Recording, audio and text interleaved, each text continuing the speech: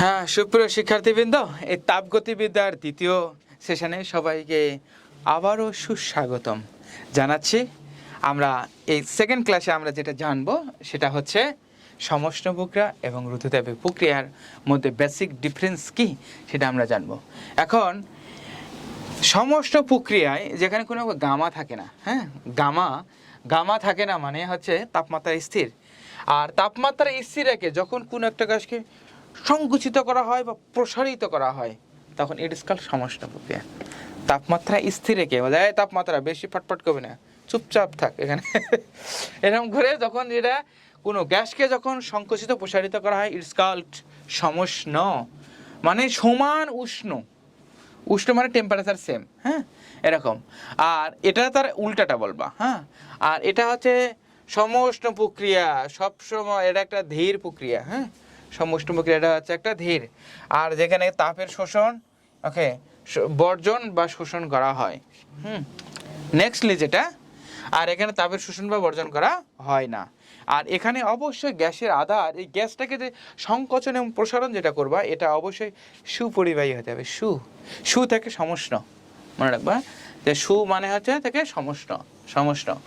আর এখানে হচ্ছে সমষ্ণ লেক অপেক্ষাকৃত কম খাড়া হয় আর এটা বেশি খাড়া হয়। এখানে গামা থাকে, যে গামা থাকলে একটা জোর আছে না, আর এখানে যেহেতু গামা নেই ওই জন্য আমরা পড়ছি না বয়েলসি সূত্র, P1 V1 = P2 V2, হ্যাঁ, এটা সূত্র হচ্ছে এটা P1 V1 = P2 V2। আর এখানে PV গামা ইকুয়াল, ওকে, ধ্রুবক, হ্যাঁ। তাহলে আমাদের এই সমষ্ণ এবং রুদ্ধতাপীয় প্রক্রিয়াটা হচ্ছে জানতে হবে। বলতো কোনটা বেশি দ্রুত প্রক্রিয়া, রুদ্ধতাপীয় না সমষ্ণ? অবশ্যই রুদ্ধতাপীয়, কারণ কেন? রুদ্ধতাপীয় গামা থাকলে একটা জোর থাকে। নেক্সটলি আমরা যেটা জানবো সেটা হচ্ছে মোলার তাপ ধারণ ক্ষমতা। হ্যাঁ, মোলার তাপ ক্ষমতাকে তোমরা বলতে পারো কে মোলার তাপ ধারণ ক্ষমতা কি দ্বারা প্রকাশ করা হয়? Yes, C. মোলার তাপ ধারণ ক্ষমতাকে সি দ্বারা প্রকাশ করা হয়। তো সি ইজ ইকুয়াল টু, এটা সূত্র, মোলার তাপ ধারণ ক্ষমতা C is equal to M del theta, del Q by M del theta. M মানে কেজি, হ্যাঁ, এম মানে কেজি, আর ডেল থিটার মানে হচ্ছে টেম্পারেচার 1 ডিগ্রি ধরো, হ্যাঁ, আর কিউ মানে হচ্ছে তাপ। তাহলে এবার নিচ থেকে সংজ্ঞাগুলো নিচ থেকে শুরু করতে হয়। 1 কেজি ভরের কোনো বস্তুর তাপমাত্রা যদি 1 ডিগ্রি বৃদ্ধি বা হ্রাস করতে যে পরিমাণ তাপ লাগে তাকে বলে মোলার তাপ ধারণ ক্ষমতা। আমি আরেকবার বলছি, দেখো, 1 কেজি ভরে কোনো বস্তুর তাপমাত্রা 1 ডিগ্রি বৃদ্ধি করতে যে পরিমাণ তাপ লাগে এটাকে বলে মোলার তাপ ধারণ। মোলার তাপ ধারণ ক্ষমতা এটা হচ্ছে দুইভাবে হয়, একটা হচ্ছে স্থির চাপে আর একটা হচ্ছে স্থির আয়তনে। স্থির চাপ অ্যান্ড অ্যানাদার ইজ কল্ড স্থির আয়তন।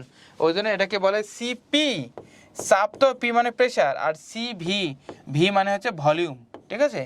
এখন এই সিপি বাই সিভির মান হচ্ছে একটা ধ্রুবক, এই ধ্রুবককেই বলে হচ্ছে গামা। গামা থাকলে অনেক কিছু করা যায়, হ্যাঁ।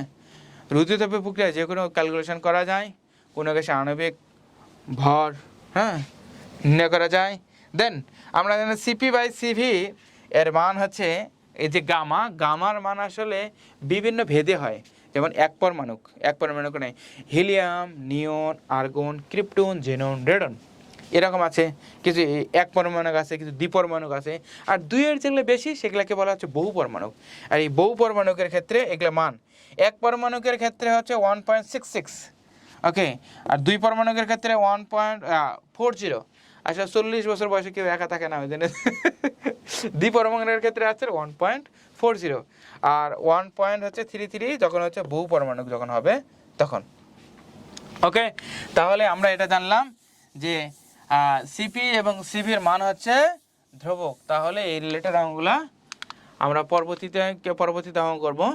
অবশ্যই তোমাদের এটা মনে রাখতে হবে যে থার্মিস্ট্যাট ও থার্মিস্টর এক নয়। থার্মিস্ট্যাট হচ্ছে ব্যবহার করা হয় ফ্রিজ, রেফ্রিজারেটর মানে ফ্রিজ, আর থার্মিস্টর এক ধরনের হচ্ছে অর্ধপরিবাহী রোধক, হ্যাঁ।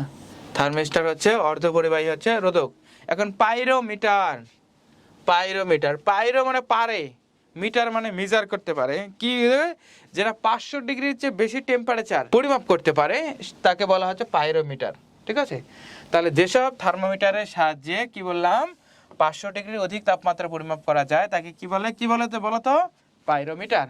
ওকে, এই পাইরোমিটার হচ্ছে দুই প্রকার, এটা হচ্ছে মোট বিকিরণ আর একটা হচ্ছে আলোকীয়। কয় প্রকার পাইরোমিটার আছে? দুই প্রকার, মনে থাকবে কয় প্রকার? দুই প্রকার, একটা হচ্ছে মোট বিকিরণ আর একটা কি বলতো একটা হচ্ছে আলোকীয়। এই আলোকীয়টা আবার দুই প্রকার, হ্যাঁ এই আলোকীয়টা হচ্ছে দুই প্রকার, একটা হচ্ছে অদৃশ্য আর একটা হচ্ছে সমাবর্তন। অদৃশ্য ফিলামেন্ট আর একটা হচ্ছে সমাবর্তন, এসব এমসিকিউগুলোতে তোমাদের পড়বে। হ্যাঁ, নেক্সটলি তোমাদের যেটা আমরা যেটা জানবো সেটা প্রত্যাগামী এবং অপ্রত্যাগামী প্রসেস। প্রত্যাগামী আর অপ্রত্যাগামী প্রসেস বলতে বোঝায়, প্রত্যাগামী মানে হচ্ছে মনে করো তোমার সাথে কত বইয়ের ঝগড়া হয়েছে মনে করো, বা তোমার ঝগড়া আছে, আরে একটু কিছু করে একটু বাইরে গিয়ে একটু বই আসলা, ঘুরে টুরে চলে আসলা, এটা হচ্ছে প্রত্যাগামী। আর অপ্রত্যাগামীটা হচ্ছে তোমার ঝগড়া হয়েছে, বিষ খেয়ে মরে গেছে, এটা অপ্রত্যাগামী। হ্যাঁ মোর মধ্যে হ্যাঁ বাঁচি থাকবো না, যাও এ দুনিয়া তোমার জন্য রেখে গেলাম, এটা হচ্ছে অপ্রত্যাগামী। আর প্রত্যাগামী প্রক্রিয়া আছে, এটা হচ্ছে একটা ধীর প্রসেস। হ্যাঁ, ধীর প্রসেস, এই মরে গেলে তো বিষ খেলে তো কয়েক ঘন্টার মধ্যে মরে যাবে। আর একটা হচ্ছে তোমার যদি রাগ করে বাড়ি থেকে বেরিয়ে যায় কিছুক্ষণ আবার একটা আসতে একটু দেরি করে, দাঁড়াও একটু টেনশন দিই, একটু মেন্টাল প্রেশার। ওকে, ওই জন্য এটা একটা ধীর প্রসেস। আর এটা কোনো স্বতঃস্ফূর্ত প্রক্রিয়া নেই, আন্দাজে মানে ঝগড়া লাগে না। ওকে, অন্য প্রত্যাগামী প্রক্রিয়া আন্দাজে মানে বাড়ি থেকে বের হয়ে যায় না। ওই জন্য প্রত্যাগামী প্রক্রিয়া এটা স্বতঃস্ফূর্ত প্রক্রিয়া নেই, একা একাই হয় না। হ্যাঁ, আচ্ছা, আর এটা হচ্ছে একটা স্বতঃস্ফূর্ত প্রক্রিয়া। হ্যাঁ, আর এতে কোনো শক্তির অপচয় হয় না। হ্যাঁ, শক্তির কোনো অপচয় হয় না, সমষ্টি প্রক্রিয়ায় নো শক্তির অপচয়। হ্যাঁ, কারণ শক্তির অপচয় কেন হয় না জানেন? কারণ এই যে হয়তো একটু ক্ষুদে টুদে লাগছে বাইরে থেকে, আবার বাড়ি এসে খাইতে আবার শক্তি গেইন করে ফেলায়, কোনো অপচয় নাই। হ্যাঁ, আবার প্রাথমিক অবস্থায় ফিরে আসে, দেখো তুমি স্বজনই, তোমায় ছেড়ে আমি যাবো কোথায়, এরকম হচ্ছে প্রত্যাগামী প্রক্রিয়া, প্রাথমিক অবস্থায় ফিরে আসা। নেক্সটলি আমরা এবার অঙ্কে প্রবেশ করব। আমরা অঙ্কে প্রবেশ করব। সো আমরা যদি অঙ্কে প্রবেশ করতে চাই তাহলে আমি তোমাদের একটা গ্রাফ দেখাবো। এটা হচ্ছে এটা 100 তো 100 থেকে 100। হ্যাঁ, তোমরা এটা হচ্ছে -θ°C থেকে 0°C, 0°C থেকে 0°C থেকে হচ্ছে 100°C, আর 100°C থেকে 100°C। হ্যাঁ, এখানে 0 থেকে এখানে দেখো একটা তাপমাত্রা পার্থক্য রয়েছে, এখানে তাপমাত্রা পার্থক্য নায়োজনের সূত্র হচ্ছে MLF। হ্যাঁ, আর এখানে সূত্র হচ্ছে কত হচ্ছে MLV। আর যেহেতু এখানে তাপমাত্রা পার্থক্য আছে ওই জন্য এটা হবে MSI∆θ। হ্যাঁ, আর এখানে হবে MSW∆θ। ঠিক আছে, অবশ্যই এই মানগুলো আমাদের জন্য ফিক্সড, মুখস্থ রাখবা, এক্ষুনি মুখস্থ করে ফেলো। SI এর মান হচ্ছে 2100 আর LF এর মান হচ্ছে 3.36 10⁵। অবশ্যই এই মানগুলো মুখস্থ করে, কখনো দিবে না। পানির আপেক্ষিক তাপ কত বলো তো 4200, তাই না? আর LVর মান হচ্ছে 2.268 × 10⁶। অবশ্যই মনে রাখতে হবে LV, V এর ক্ষেত্রে 10⁶ আর LF এর ক্ষেত্রে 10⁵। আচ্ছা, I মানে হচ্ছে আইস, এখানে মনে রাখবো I মানে আইস, F মানে ফ্লুইড, ফ্লুইড মানে তরল, W মানে হচ্ছে ওয়াটার পানি, আর V মানে হচ্ছে ভ্যাপার বাষ্প। এই মানগুলো হচ্ছে এরকম।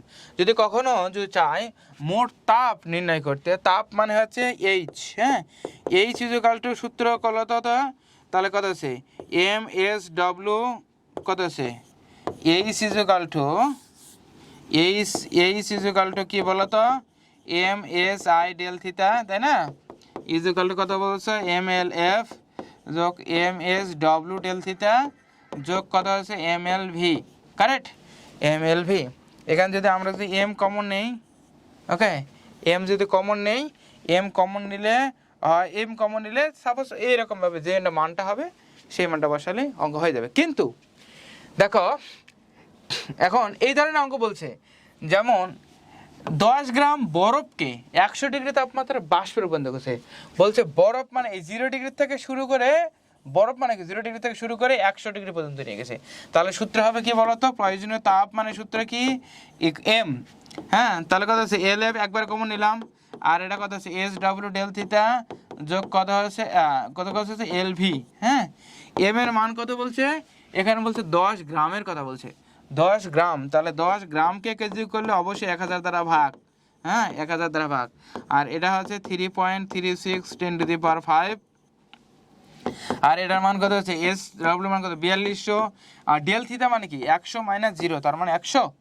ঠিক আছে, লাস্ট মাইনাস ফার্স্ট। হ্যাঁ, আর এটার মান কত হচ্ছে 2.268 × 10⁶। হ্যাঁ, 10⁶। এটা আমরা ক্যালকুলেশন করলে পাবো 30240 জুল। হ্যাঁ, 30240 জুল আমরা হচ্ছে এটা হচ্ছে পাবো। যেমন আমাদের এখানে হচ্ছে এই জিনিসটা, যেমন আমাদের এই এত বড়